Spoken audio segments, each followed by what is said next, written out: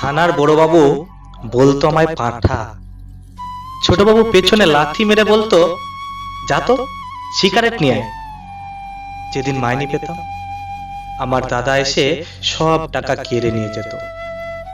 আর তুমি, তোমার সঙ্গে আমার 15 বছর বয়সে বিয়ে হলো, একদিনও আমাকে ভালোবাসলে না, আদর করলে না।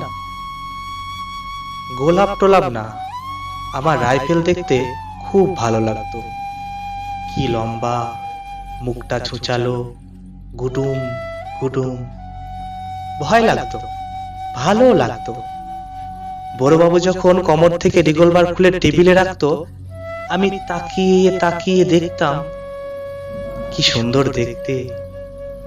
কিন্তু কি যে হলো সেদিন সন্ধেবেলায়, কি করে ফেললাম, কোথা থেকে কে যেন একটা মেয়ে ছেলেকে ধরে আনলো।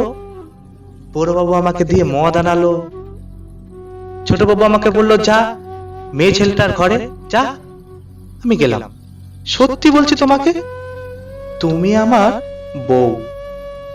মেয়ে ছেলেটার গায়ে কি জোর, আমি পারছিলাম না।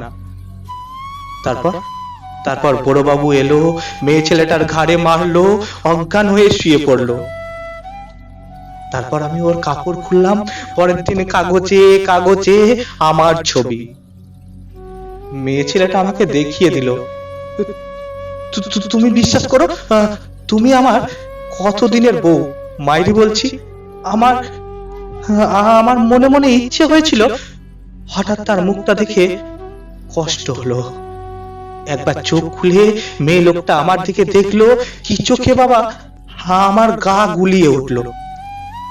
তারপর তারপর বড়বাবু আর ছোটবাবু আমাকে সরিয়ে দিয়ে বলল, তুই একটা ছাগল, যা গেটে গিয়ে দাঁড়া। আমি 1 ঘন্টা 2 ঘন্টা গেটে দাঁড়িয়েছিলাম।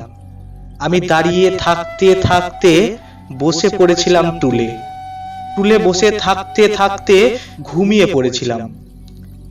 তারপর তারপর তুমি সব শুনেছো, কাগজে আমার ছবি দেখেছো, লোকে বলে আমার চাকরি চলে গেছে, জেল হবে, কতদিন তোমাকে দেখতে পাবো না। আমি খুব বোকা, সত্যি আমি খুব বোকা বলে তুমি আমাকে একদিনও আদর করনি।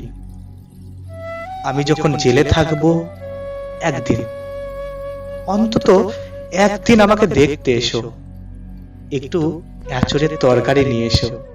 কতদিন ভালো কোনো খাবার খাইনি, বুড়ো মাটাকে একটু দেখাবে।